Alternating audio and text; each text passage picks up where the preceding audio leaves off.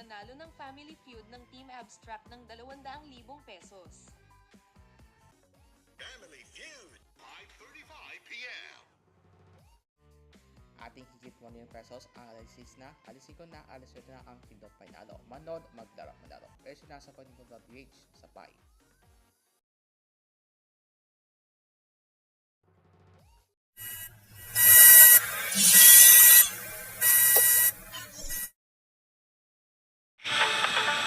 Welcome to my episode that is called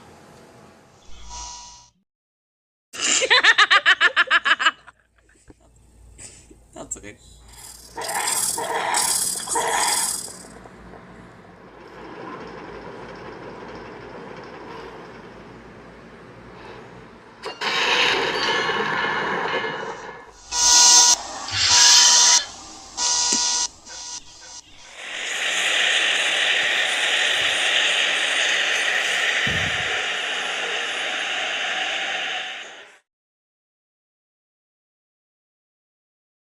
Beginning today, the actions of Treasury and other agencies will tighten the noose and block every potential source of revenue that funds the IRGC and the evil Iranian regime. US Treasury Secretary Scott Bessent there unveiling an expansion of sanctions on Iran, targeting 5 sectors the US says have helped keep the country's economy afloat despite years of sanctions: digital assets, technology, gold, aviation, and shipping. The Trump administration is warning countries to cut business ties or risk secondary sanctions on companies and entities that do business with Iran. No one should test our resolve. He didn't name any countries or say when those penalties would take effect. The US is slated for talks with China, the biggest buyer of Iranian oil, next month. And as reporter David Lauder explains, it's unclear how far Washington is willing to go. So the Treasury has thus far refrained from using sort of what's the nuclear option, which is to sanction Chinese banks that have been aiding transactions in oil or acquisition of technology that can be used in missile and weapons production. It's unclear sort of how willing the administration is to go there, especially with President Trump and President Xi Jinping planning another summit meeting towards the end of September. Secretary Bessent said that by the end of this week, there would be a major sanctions announcement involving sanctions on a financial institution. But he also said that he did not want to disrupt the global financial system. Iran, meanwhile, has threatened both a possible military response and further reduction in oil exports in retaliation. Economy Minister Ali Madanizadeh saying Iran is fully prepared for the sanctions, dismissing them as a failure. Investors are assessing the impact of the expanded sanctions. For more, here's Mike Dolan, host of our Sister Markets podcast, Morning Bid. So we finally got Bessent's plan, but there's very little market reaction to it today, mainly because something that was billed in sort of apocalyptic language, it has to be said, as a detailed economic warfare against countries dealing with Iran, actually was strangely lacking in any details. Now, it's more of a warning shot, so we still have to wait and see. He's giving countries time to prepare, and we do expect one major financial institution, he said, to be named by the end of the week. So we'll have to wait and see on that. Is it having an effect on Iran? Iran's currency has been weakening dramatically right through this war, but not directly in relation to this. Thanks, Mike. You can listen to Morning Bid wherever you get your podcasts. Canadian Prime Minister Mark Carney says Canada is still open to a trade deal with the United States, but only if Washington comes to the table with what he calls the right attitude. But it has to be one that respects Canada's sovereignty, that respects our independence, that uses our complementary strengths to build something better.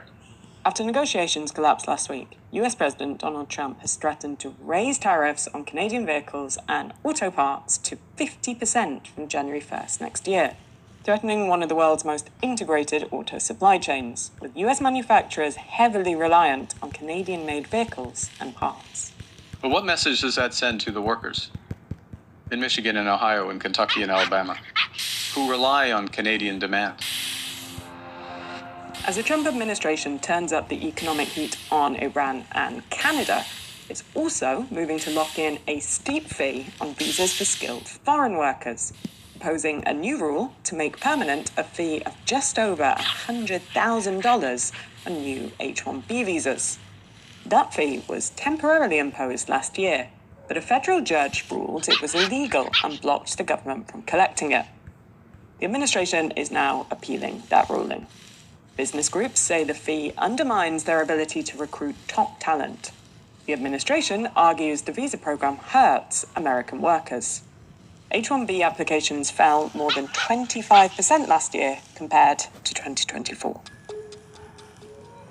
Meanwhile, the Supreme Court has handed Trump a win on one of his other plans, lifting a court order blocking an executive order restricting the use of mail-in ballots ahead of November's midterms.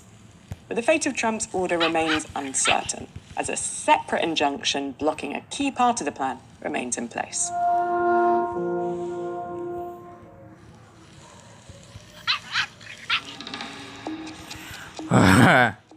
Diplomats from the UK and European Union joined Ukraine's President Volodymyr Zelensky on Monday to mark the country's Independence Day.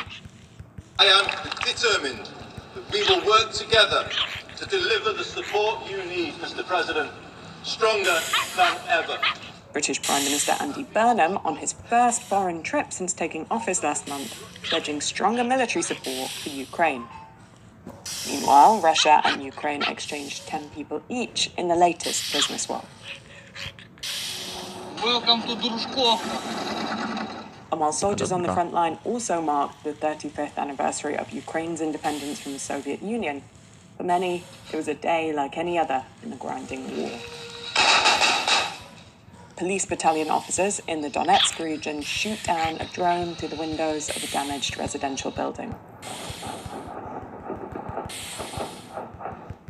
Fiber optic cables drape the landscape as air raid sirens and thundering blasts echo in the distance.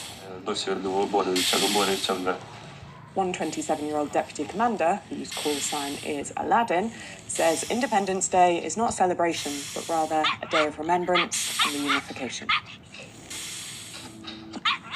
Since the start of the Iran war in February and the soaring gas prices that came with it, electric vehicle sales have soared across Europe. Last month, more than half of Renault's sales in the UK were EVs. Sales have been boosted by more affordable models from European and Chinese car makers, as well as government subsidies. Senior auto correspondent Nick Carey explains the recent shift. In 2022, when Russia invaded Ukraine, we had a more significant spike in fuel prices.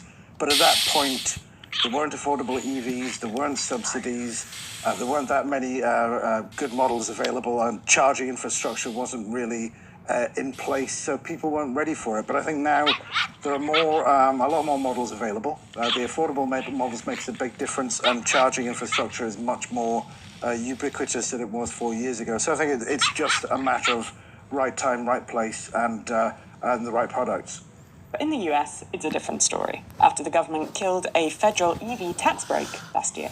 The Trump administration has not been shy about the fact that it doesn't really believe in the transition to electric vehicles and has cut that subsidy and pushed back against charging infrastructure and a lot of the investments that were going into EVs. So all of a sudden, there's just no incentive in the US to buy electric.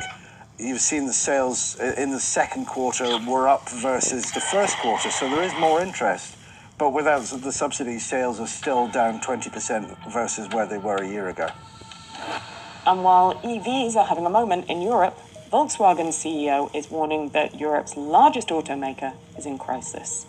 In an internal memo, Oliver Blumer says the company's overhead costs are more than 30% higher than competitors, and the current profit margins aren't enough to fund new technologies or keep plants running long term. The German giant could cut another 50,000 jobs as it faces what could be its largest ever restructuring. Employees are criticizing what they call disastrous communications from management as they worry about deeper cuts and plant closures. Target has apologized for a Halloween costume critics say evoked blackface and minstrel shows. The outfit, sold as Kids Glows Under Blacklight Circus Clown Halloween costume, prompted a backlash on social media and has now been pulled from shelves. Target saying in a statement that the costume is offensive and, quote, "We know we got this wrong." It's the latest optics headache for Target after a stretch of poor sales. For more on any of the stories from today, as well as more analysis and the news shaping our world, check out Reuters.com or the Reuters app. There's a link in the description to download it and start getting pure news straight from the source. Don't forget to follow us on your favourite podcast player. And if you're listening on a smart speaker, just ask for the latest news from Reuters 7 days a week. We'll be back tomorrow with our daily headline show.